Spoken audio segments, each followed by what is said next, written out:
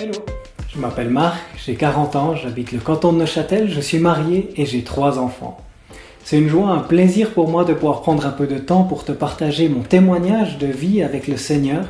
J'ai pas toujours été croyant, au contraire, j'ai grandi dans une famille qui n'était pas croyante. C'est vers l'âge de 12-14 ans que j'ai commencé à me poser des questions sur le sens de la vie. Est-ce qu'il y a quelque chose au-delà de ce qu'on voit? Est-ce qu'il y a un monde spirituel? Est-ce qu'il y a une vie après la mort? Et c'est comme ça que je suis rentré dans la spiritualité, la religion qu'on appelle du Nouvel Âge, le New Age. Et c'est dans ce cheminement-là que j'ai rencontré celle qui allait devenir mon épouse, Lynn, et que tu as peut-être déjà vue ou que tu verras dans une prochaine vidéo de témoignage dans ce calendrier. À l'âge de 22 ans, on a eu notre premier enfant ensemble, notre fille aînée. Et quelques années plus tard, alors qu'on n'était pas mariés, Lynn est venue vers moi et elle m'a dit « Écoute Marc, j'ai rencontré Dieu, le Dieu de la Bible, et je suis croyante et moi je ne comprenais pas en fait comment est-ce qu'on peut croire dans cette vieille religion poussiéreuse, dans ce vieux livre, la Bible. Et pourtant, au fond de moi, j'avais une voix qui me disait d'aller une fois à l'église. J'avais aussi ce souvenir de 2 personnes qui disaient aimer Jésus, que j'avais rencontré par le passé, et leur souvenir en fait me poussait aussi à vouloir aller à l'église. Et c'est pourquoi j'ai fait un jour le choix d'y aller, et je me souviens vraiment sur le chemin, pendant que j'y allais, j'avais 3 questions. 3 questions où je me disais si j'ai pas les réponses à ces questions, je peux pas croire en fait. Et à l'église, à la fin du message, le pasteur a dit quelques éléments. Lui connaissait pas les questions que j'avais, mais quelques éléments en fait qui répondaient aux 3 questions que j'avais. Et pour moi, c'est vraiment à ce moment-là que Dieu est venu me chercher, qui m'a saisi, qu'il m'a sauvé en fait.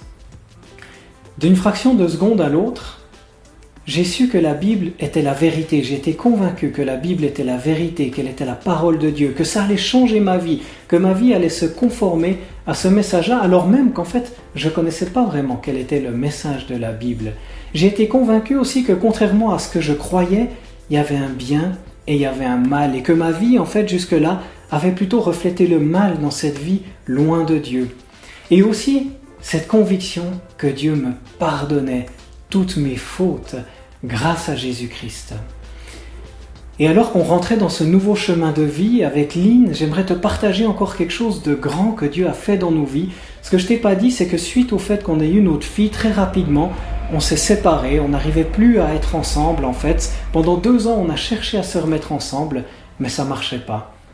Et Dieu en fait a transformé nos cœurs, il nous a donné des désirs nouveaux, et aujourd'hui je peux te témoigner que ça fait 14 ans qu'on est mariés, qu'il nous a donné le désir, comme je l'ai dit au début, d'avoir d'autres enfants, et aujourd'hui c'est pourquoi on a 3 enfants.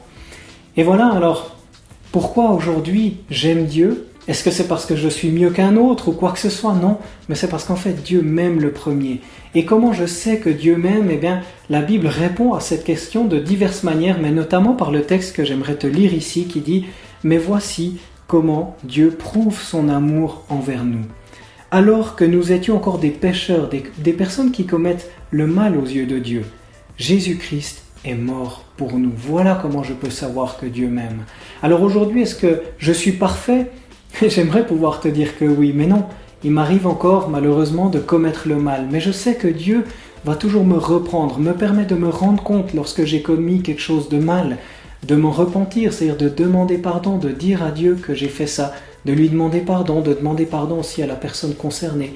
Mais c'est pas par mes mérites que je sais qu'un jour je passerai l'éternité avec Dieu, c'est parce que lui est fidèle, parce que lui me pardonne en Jésus et parce que lui va me garder jusqu'à la fin. Je sais que déjà aujourd'hui il est avec moi tous les jours jusqu'à la fin des temps. Et alors qu'on rentre dans cette période de fête, eh bien j'aimerais t'encourager à prendre le temps de réfléchir à ce message de la Bible, du pardon que Dieu nous donne en Jésus, par qui il nous réconcilie. Et c'est là que je m'arrête. Je te souhaite de belles fêtes de fin d'année.